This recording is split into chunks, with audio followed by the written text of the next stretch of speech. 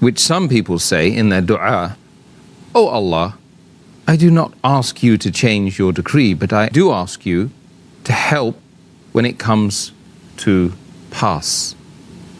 I'm aware that many Muslims ask this dua, but this is not the right way to ask Allah subhanahu wa ta'ala. Because Allah has told us that we can ask Allah subhanahu wa ta'ala anything. We can ask for forgiveness, we can ask for the good things.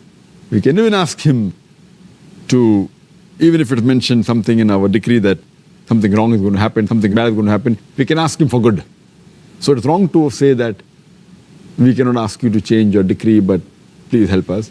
Further, it's mentioned in the Quran, in Surah Falaq, chapter number 113, where it says that "Qul a'udhu birabbil falaq," that say, we seek refuge with the Lord of Dawn from the mischief which has been created.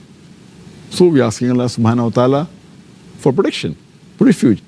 It's mentioned in Sahih Bukhari, volume number 9, in the book of Qadr, hadith number 6616, that the Prophet said that take refuge with Allah subhanahu wa ta'ala from the severity in the calamities, from the evil end and the bad fate, and from the malicious joy of the enemy.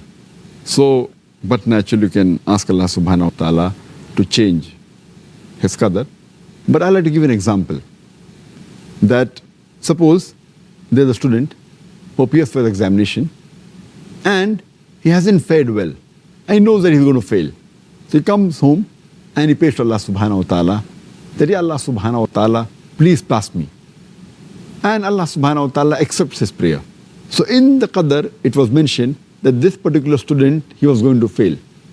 He comes home and he prays to Allah subhanahu wa ta'ala. Allah subhanahu wa ta'ala even knows whether the person is going to pray to him or not.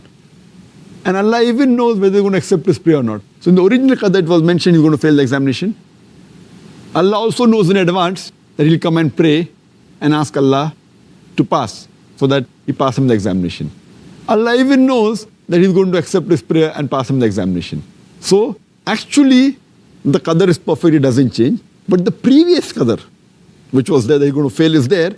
So when you pray, the previous qadar gets changed. But Allah also has ilm-e-ghaib, that whether you're going to pray or not. So therefore, always you should pray to Allah subhanahu wa ta'ala and ask for His forgiveness and ask for help. So it's also mentioned in the qadar that he's going to pray and Allah will accept his prayer and he'll pass. Okay, that's good.